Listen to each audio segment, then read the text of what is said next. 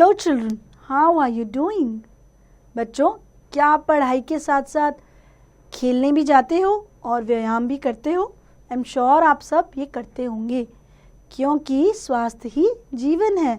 It is said that health is wealth, and Indeed it is true, isn't it? So today we are going to read a very interesting story about the benefit and importance of health. The title of the story is The Strange Sickness.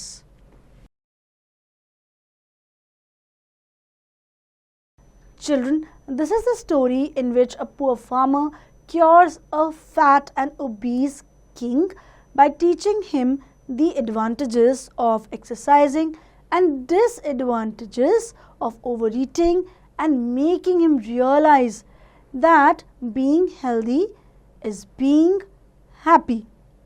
तो बच्चों, ये एक ऐसी कहानी है जिसमें एक farmer, एक किसान एक बहुत ही इम्पोर्टेंट शिक्षा देता है एक राजा को जो बहुत ही ओबीज है, फैट है, मोटापे का शिकार है. So let's read along. There was a king. He was seriously sick. He asked the royal announcer to make a significant announcement. The king is sick.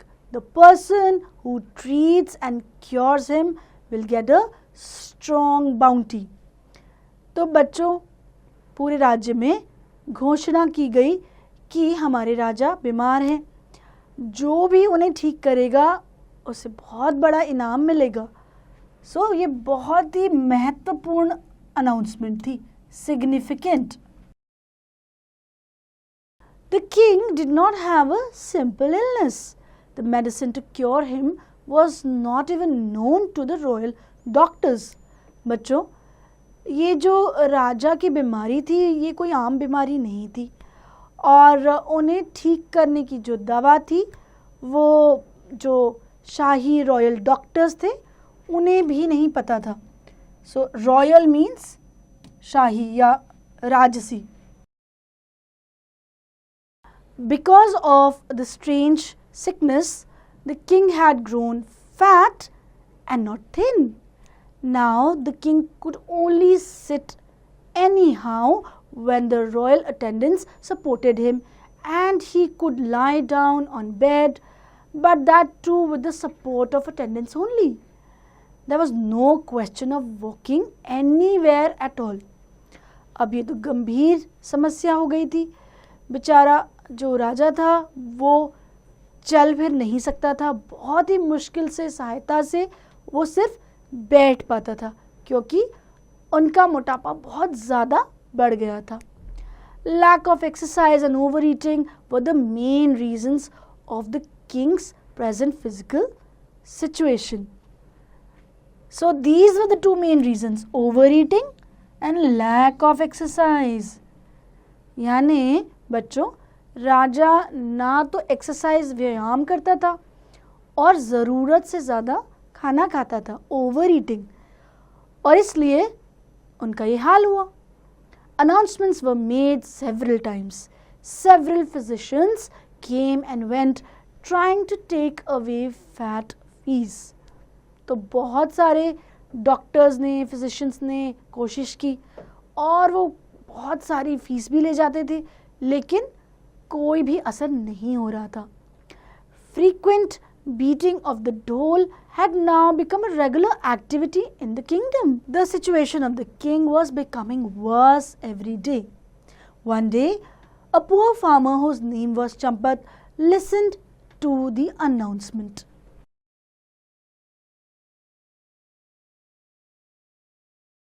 Champat was a hard-working and wise man. He somehow explored the reason behind sickness of the king. He made a plan and got ready to cure the king. अब जब सारे doctors fail हो गए थे तो एक छोटा सा किसान चंपत, उसने एक प्लान बनाया, क्योंकि वो राजा की बीमारी समझ गया था. और ये जो किसान था बहुत ही हार्ड वर्किंग था और बहुत ही वाइज भी था. तो बच्चों, वाइज होता है समझदार. He grew his mustache and beard long so that he could appear like an experienced doctor. तो चंपत ने क्या किया? उसने लंबी लंबी दाढ़ी मूछें उगा ली. मुस्टाश मीन्स मूछें, बियर्ड मीन्स दाढ़ी. और ऐसा इसलिए किया ताकि वो एक बहुत ही अच्छा जाना माना या बहुत ही एक्सपीरियंस्ड डॉक्टर लगे. He visited the court and bowed down humbly to greet the king. After saluting, he said, "My lord, I know about your illness and I can also eradicate it. I am not an ordinary doctor. I am the best of all."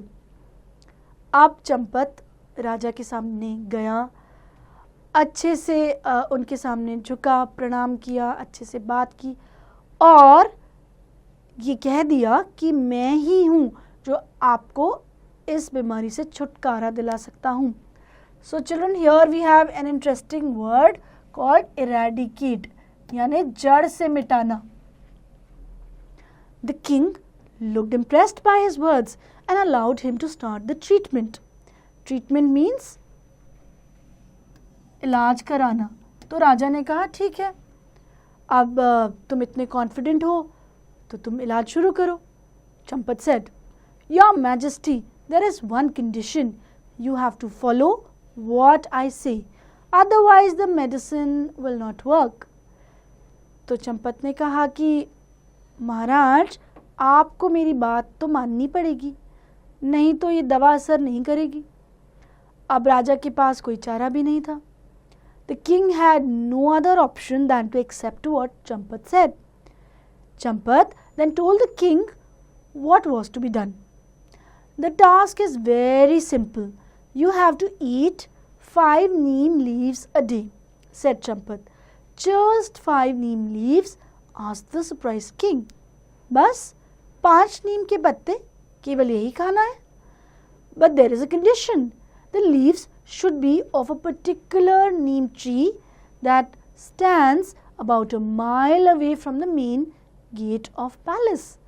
लेकिन बच्चों, ये कोई आम नीम के पत्ते नहीं थे. चंपत ने ये शर्त रखी कि वो नीम के पत्ते उस पेड़ के होने चाहिए जो कम से कम 1 मील की दूरी पे हो, जो आपका जो पूरा पैलेस है उसके मेन गेट से. The other point to be kept in mind is that one and only one neem leaf is to be plucked at a time. Plucked मतलब तोड़ना. And is to be brought back to the palace gate and then chewed. Chewed, चबाना. तो बच्चों, शर्त ये रखी गई कि वो 5 नीम के पत्ते भी एक साथ नहीं तोड़े जा सकते हैं. पहले एक पत्ता तोड़ो, उसे वापस पैलेस तक लाओ, उसे चबाओ, फिर वापस जाओ और इसी तरह एक एक कर पत्ते लाने थे. Following the same 5 leaves are to be taken daily by the king. The king seemed to be afraid of the task. अब राजा थोड़े से घबरा गए. Oh Lord, you have to continue this for 30 days without any break. तो कितने दिनों का task मिला? 30 दिनों का. Also, the task should be performed only by you and not by anyone else, added Champat. अब चंपत ने बहुत ही होशियारी से बता दिया कि महाराज, ये काम तो आपको ही करना पड़ेगा.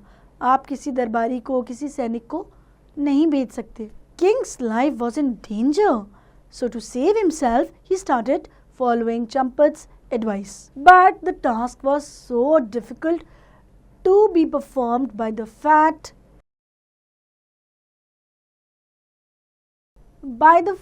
king. On the very first day, the king somehow walked down to the neem tree, but with the help of a dozen royal attendants, the king pulled down a leaf. तो बच्चों, महाराज को ये कार्य बहुत ही मुश्किल लग रहा था, क्योंकि वो तो अपने बेड से हिलते भी नहीं थे. अब एक एक नीम का पत्ता लाना था. तो पहले दिन वो दर्जन भर अटेंडेंट्स के साथ, दरबारियों के साथ गए, बड़ी मुश्किलों से एक पत्ता तोड़ा. After coming back to the main gate of the palace, the king slept for all day long. इतना बड़ा काम किया था जैसे उन्होंने, तो वो सारा दिन सोते रहे. Then next day Champat came and got the report. Although the king did not complete the task, but Champat encouraged him to continue with the treatment. The same thing happened the next day too. Days passed. Now the king felt that he was able to walk up to the tree on his own. तो चाहे पहले दिन महाराज ने बहुत सारी सहायता ली, लेकिन चंपत ने उन्हें एनकरेज किया, यानी उन्हें प्रोत्साहन दिया, और धीरे धीरे आने वाले दिनों में अब राजा चलने लगे. Then he realized that he was not so tired after returning back to the palace. He then started enjoying to walk to the tree and come back. तो बच्चों, अब राजा को इतनी थकान भी नहीं लगती थी और उन्हें चलना अच्छा लगने लगा. After 15 days, the king felt much better than before. He appeared to have got a little slim. It was a great surprise for all.